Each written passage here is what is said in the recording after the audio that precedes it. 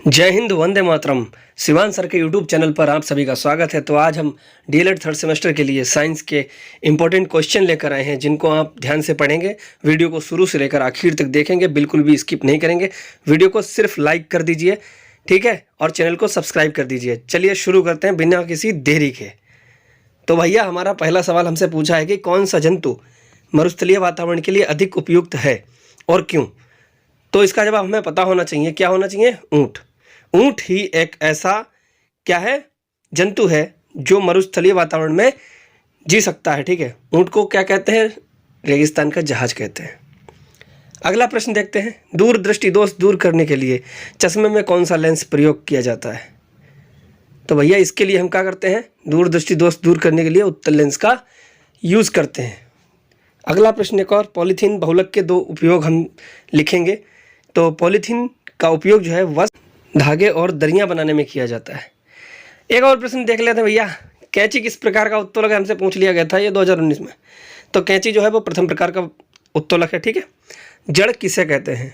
पौधों में पाई जाने वाली जड़ें कितने प्रकार की होती हैं? तो जड़ किसे कहते हैं? जड़ पौधे का वो भाग होता है जो जमीन के भीतर की ओर बढ़ता है, ठीक है। अब जड़ के अगर प्रकार पूछ ले तो आप क्या लिखेंगे? जड़ के दो प्रकार होते हैं।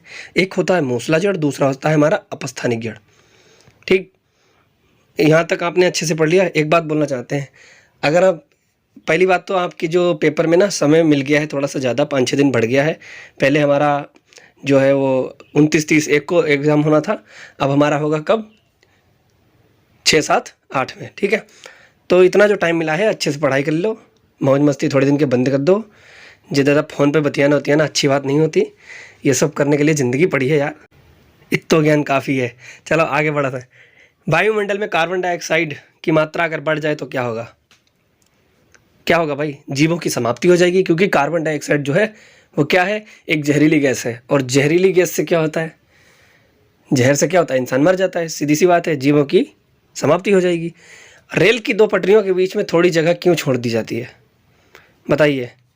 रेल की पटरियों पे बचपन में पत्थर रखे कभी? रखना भी मत। पहले रखते थे, अब मत रखना। ट्रेन हादसे बहुत होते हैं इस वजह से। तो रेल की दो पटरियों के बीच में थोड़ी जगह इसलिए छोड़ दी जाती है क्योंकि गर्मी के मौसम में ना अधिक गर्मी जब पड़ती है तो लोहा फैल जाता है।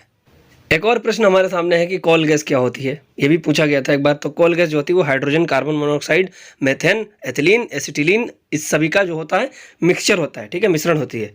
और इस गैस में उपस्थित असंतृप्त हाइड्रोकार्बन के जलने से क्या होता है? प्रकाश उत्पन्न होता है। अंडरस्टैंड? चलिए, दाब का एसआई मात्रक क्या है? तो हम लिखेंगे भैया यहाँ पर दाब का एसआई मात्रक सर जी है न्यूटन प्रति मीटर।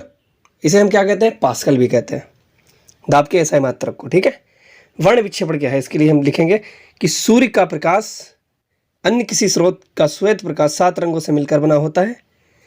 तो कहना क्या है कि प्रकाश की श्वेत किरण को विभिन्न रंगों में विभक्त होने की क्रिया को वर्ण विक्षेपण तथा विभिन्न रंगों के समूह को वर्णक्रम कहते हैं। बस इतना लिखना है। अगर कम समय में अच्छे नंबर से पास होना चाहत हो तो बहुविकल्पीय और अति लघु के जो प्रश्न है रट के खाई जाओ कतई, ठीक है, घोर के पी जाओ। तो चलो आगे बढ़ते हैं।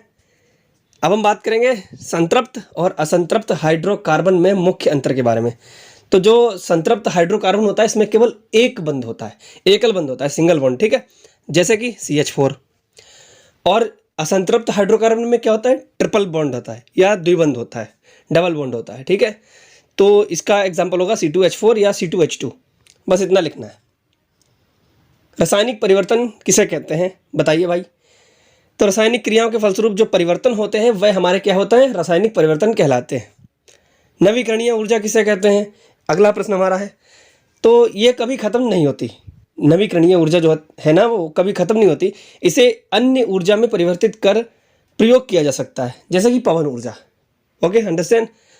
एक और प्रश्न आ गया हमारा। तो इनने हमसे पूछो है निकट दृष्टि दोष दूर करने के लिए चश्मा में कौन सा लेंस प्रयोग करें? तो निकट दृष्टि दोष दूर करने के लिए हम अवतल लेंस को यूज करेंगे, ठीक है।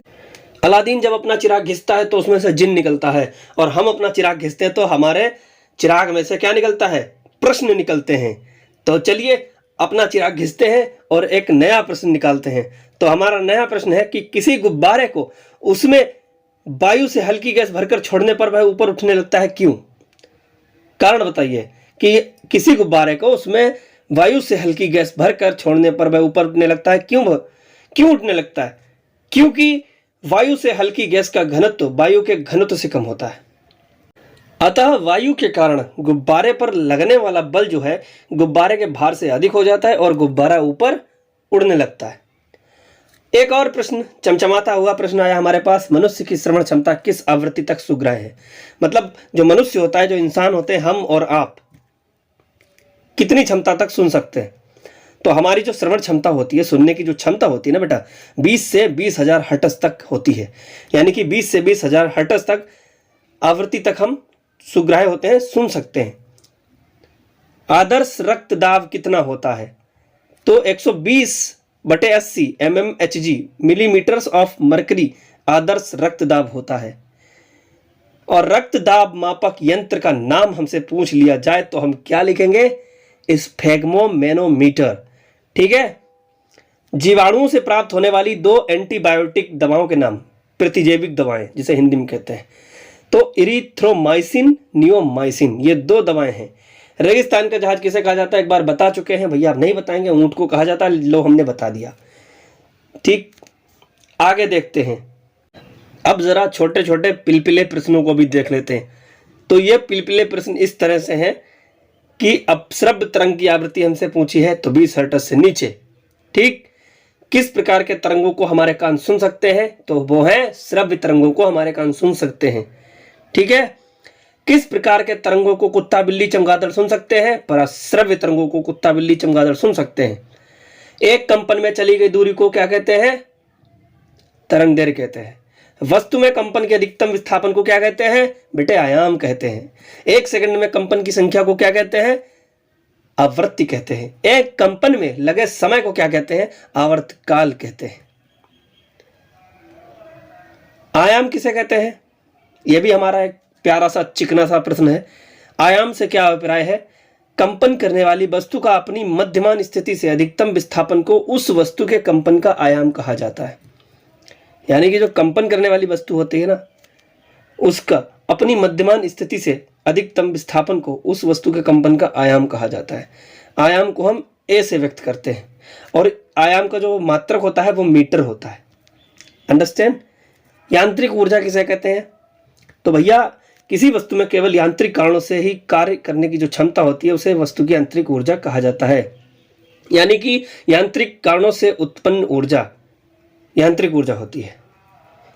अपश्रव्य और पराश्रव्य तरंगों में अंतर कई बार पूछ लिया जाता है भैया, फिर से पूछा जा सकता है, इसलिए अच्छे से याद कर लीजिए। अपश्रव्य तरंगें क्या है? 20 हर्ट्ज से कम आवृत्ति की यांत्रिक तरंगों को अपश्रव्य कहते हैं और 20,000 हर्ट्ज से अधिक आवृत्ति की यांत्रिक तरंगों को हम पराश्रव्य तरंग कहते हैं। आई बात समझ में? तो बिना ब्रेक की गाड़ी को आगे बढ़ाते हुए हमारा एक और प्रश्न आया है, ध्वनि के तीव्रता का मापन किसमें होता है? तो डेसिबल में जो है वो हम ध्वनि की तीव्रता का मापन करते हैं डेसिबल से। ठीक है। प्रतिध्वनि किसे कहते हैं? प्रश्न आया था एक बार। प्रतिध्वनि किसे कहते हैं? जब ध्वनि तरंगे दूर स्थित किसी दृढ़ टावर या फिर पहाड़ से टकरा कर परावर्तित होकर यानी कि वापस लौट आती हैं तो इससे परावर्तित ध्वनि को प्रतिध्वनि कहा जाता है। देखा होगा कि पहाड़ के नीचे आप खड़े हो और जोर से चिल्लाएं, चारों तरफ जंगल हो, पहाड़ वगैरह हो, तो जब हम चिल्लाते हैं तो हमारी आवाज़ हमें वापस सुनाई देती है, तो वही हमें प्रतिध्वनि कहलाती है। मधुमेह यानी कि जिसको हम डायबिटीज़ कहते हैं, वो किस हार्मोन की कमी के कारण होता है? तो भैया ये होता है हमारा इंसुलिन हार्मोन की कमी के कारण। और ये है क्या? मधुमेह डायबिटीज़ आखिर होती क्या है? क्या बीमारी है? ये एक ऐसी बीमारी है जिसमें व्यक्ति के रक्त में शर्करा यानी कि शुगर की मात्रा बढ़ जाती है, शुगर लेवल बहुत बढ़ जाता है। यह इंसुलिन हार्मोन की कमी के कारण होता है। इंसुलिन रक्त में शर्करा की मात्रा को संतुलित करता है। ठीक। हृदय की बीमारी तथा उच्च रक्तचाप का कारण बताइए। ज़्यादा वसा का सेवन हम अगर कर लेते हैं तो हमें हृदय की बीमारी हो जाती है। ठीक, हार्ट प्रॉब्लम्स होती हैं। जीवाणुओं द्वारा होने वाली बीमारियां कौन कौन सी हैं? पूछा जाता है, 100% पूछा जाता है मेरे भाई। जीवाणुओं द्वारा होने वाली बीमारियां कौन कौन सी हैं? टिटनिस, हैजा, टाइफाइड, क्षय रोग, डिप्थीरिया, प्लेग, काली खांसी, निमोनिया, कोढ़, बहुत है यार, इतनी काफ़ी है। आवर्तकाल किसे कहते हैं? एक दोलन पूरा करने में लगे समय को हम आवर्तकाल कहते हैं। प्यारे प्यारे पिलपिले प्रश्नों की तरफ हम एक बार फिर से बढ़ेंगे। और क्या है कि आंतरिक तरंगें कितने प्रकार की होती हैं पूछा जाता है 1 नंबर में। तो होती हैं 2 प्रकार की आंतरिक तरंगें, कौन कौन सी? अनुदैर्घ्य और क्या होती है? अनुप्रस्थ तरंग। ठीक। ध्वनि किस प्रकार की तरंग का उदाहरण है? ध्वनि जो है वो अनुदैर्घ्य तरंग का उदाहरण है। श्रव्य तरंग की आवृत्ति कितनी होती है? 20 हर्ट्ज से 20,000 हर्ट्ज। एक बहुत ही प्यारा सा प्रश्न है जो कई बार पूछा गया है कि हरित क्रांति के जनक कौन है? तो हरित क्रांति के जनक जो हैं वो नॉर्मन ई बोरलॉग हैं। लेकिन जो भारत में अगर पूछा जाए, लिख के आ जाए कि भारत में हरित क्रांति के जनक कौन है, तो भारत में हरित क्रांति के जनक हमारे हैं डॉक्टर एम.एस. स्वामीनाथन। ओके, तो चलिए बढ़ते हैं हम आगे। और हमारा अगला प्रश्न निकल के आया है, वो निकला है कि ऊष्मा का संचरण क्या है। ठीक है, इसकी विधियां कितनी है? केवल नाम लिखना होता है और कुछ नहीं। ऊष्मा का एक स्थान से दूसरे स्थान तक जाने को ही ऊष्मा का संचरण कहते हैं। समझ गए? जैसा कि नाम से ही पता चल रहा है कि ऊष्मा का संचरण, संचरण मतलब चलने वाला, एक स्थान से दूसरे स्थान तक जाने वाला। ठीक, तो इसकी 3 विधियां कौन सी होती हैं? चालन होता है, संवहन होती है, विकिरण होती है। ऊष्मा जो है चालन द्वारा, संवहन द्वारा, विकिरण द्वारा संचरण करती है। ठीक, पत्तियों के कार्य क्या है? भाई साहब बहुत ही ज्यादा इंपॉर्टेंट है, मार दिया जाए 6।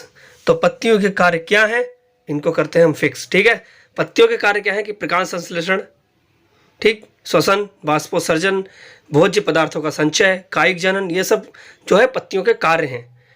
पत्तियां प्रकाश संश्लेषण द्वारा पत्तियां भोजन बनाती हैं। ठीक, कुछ पत्तियां जो होती हैं जैसे कि अजूबे की पत्ती, इसके द्वारा कायिक जनन भी होता है। पत्तियों का कार्य जो है भोजन निर्माण करना और उनका संचयन करना भी होता है। अगर हम आपसे पूछें कि ऐसे किन्हीं 4 फलों के नाम बताओ जिनका हम परिरक्षण करते हैं, तो आप कौन कौन से बताएंगे? आप तो नहीं बताएंगे, हम ही बता रहे। सेब, केला, अनानास जिसको बोलते हैं, अनार, ये 4 जो फल हैं इनका परिरक्षण किया जाता है। ठीक, एक प्रश्न हमने अभी बताया था थोड़ी देर पहले कि हरित क्रांति के जनक के बारे में, तो फिर हरित क्रांति से क्या अभिप्राय है ये भी कई बार पूछा जाता है। 2018 में भी पूछा गया था। तो कृषि क्षेत्र की उत्पादकता में क्रांतिकारी परिवर्तन करने के उद्देश्य से अपनाए गए कार्यक्रम जो है हरित क्रांति के अंतर्गत आते हैं। लेकिन इसका उद्देश्य क्या है, क्यों हुई थी हरित क्रांति जो है? इसका संबंध कृषि क्षेत्र में उत्पादन वृद्धि, तकनीकी सुधार से है। ठीक, हरित क्रांति का जो संबंध है वो कृषि क्षेत्र में उत्पादन वृद्धि यानी कि फसल वृद्धि से है। ठीक, और तकनीकी सुधार से है, इसीलिए हरित क्रांति हुई थी। तो एक और प्रश्न हम देख लेते हैं जो कि बहुत ज़्यादा करंट मारने वाला प्रश्न है। ठीक है, झंझना जाओगे एकदम। तो सुचालक और कुचालक पदार्थों में अंतर बताना है हमको, वो भी उदाहरण सहित। अंडरस्टैंड, 2022 में पूछा गया था बेटा। तो सुचालक क्या है कि वह पदार्थ जिनमें से विद्युत धारा बिना किसी विशेष प्रतिरोध के प्रवाहित हो सकती है, उन्हें सुचालक पदार्थ कहते हैं। चांदी, कॉपर, एल्यूमिनियम, ग्रेफाइट। नहीं समझ में आया? जिन पदार्थों में जो होती है कि इलेक्ट्रिसिटी, विद्युत धारा जो होती है वो आराम से बहती है। ठीक, उन्हें हम कहते हैं सुचालक। जिन पदार्थों से हमें करंट लगता है, जिनमें लाइट होती है और हमें करंट लगता है, वो सभी पदार्थ जो हैं सुचालक होते हैं। जैसे लोहे का तार, जो बिजली के तार होते हैं वो लोहे के होते हैं, हम उनको पकड़ लें तो क्या करेंगे? एकदम मुर्गे की तरह फड़फड़ा जाएंगे ना। ठीक है, तो कुचालक की बात करें तो कुचालक हमारा क्या है कि वे पदार्थ जिनमें से विद्युत धारा प्रवाहित नहीं होती, जिनमें से इलेक्ट्रिसिटी नहीं बह सकती, तो उनको हम कुचालक पदार्थ कहते हैं। जिनमें करंट नहीं लगता, जिन पदार्थों में। सूखी लकड़ी, आपने कभी देखा कि सूखी लकड़ी से करंट लग रहा हो? प्लास्टिक में भी करंट नहीं लगता। कांच, करंट नहीं आता। कागज, करंट नहीं आता। उम्मीद करते हैं कि आपको सब समझ में आ रहा होगा। अगर समझ में आ रहा है, आपको करना क्या है, एक प्यारी सी लाइक करनी है, एक प्यारी सी कमेंट करनी है। भैया बड़ी मेहनत लगती है, गर्मी का मौसम है, ऐसी हमारे यहाँ लगी नहीं है, पसीना हमको बहुत तेज आता है। मोबाइल से रिकॉर्ड करते हैं, तो आपको करना क्या है, वीडियो को लाइक करना है, शेयर करना है, कमेंट करना है। चैनल पर नए हो तो सब्सक्राइब कर दीजिए। अगर आपको मेरा पढ़ाया हुआ पसंद आ रहा है तो आप प्लीज़ हमको टेलीग्राम चैनल पर ज्वाइन कर लीजिए, @शिवानसर, डिस्क्रिप्शन में लिंक मिल जाएगी। इंस्टाग्राम पर फॉलो कर लीजिए, @शिवानसर, डिस्क्रिप्शन में लिंक मिल जाएगी। और अगर आप हमसे बात करना चाहते हो पर्सनली, तो टेलीग्राम पर मैंने अपना नंबर डाल रखा है। आप टेलीग्राम चैनल ज्वाइन कीजिए, वहाँ से आप हमारा नंबर लीजिए, व्हाट्सएप कीजिए, चाहे कॉल कीजिए, हम आपका रिप्लाई करेंगे। मिलते हैं किसी और वीडियो में, तब तक के लिए जय हिंद, वंदे मातरम। खुश रहिए, पढ़ते रहिए, तैयारी करिए। कुछ दिनों के लिए चैटिंग वेटिंग बंद कर दीजिए, फ़ोन पर बतियाना बंद कर दीजिए, क्योंकि प्यार मोहब्बत सब धोखा है, अभी पढ़ लो यही मौका है, बाकी आपकी लाइफ है, आपको किसने रोका है। लेकिन एक बात याद रखना, जब तक आप सक्सेसफुल नहीं हो जाते कोई आपका अपना नहीं होता, ठीक है। मेहनत करिए, जिस दिन आप कुछ बन गए उस दिन हर इंसान आपके सामने सर झुकाएगा, आपसे हाथ मिलाएगा। लेकिन जब तक आप कुछ कर नहीं लेते अपनी लाइफ में, जब तक आप कुछ बन नहीं जाते, तब तक लोग सिर्फ आपका मजाक बनाएंगे। लेकिन जिस दिन आप कुछ बन जाएंगे ना, यही मजाक बनाने वाले लोग आपसे हाथ मिलाएंगे, आपके साथ सेल्फी लेंगे। अगर आपने वीडियो को यहाँ तक देख लिया है तो आपको दिल से धन्यवाद। मिलते हैं किसी और वीडियो में, तब तक के लिए जय हिंद, वंदे मातरम।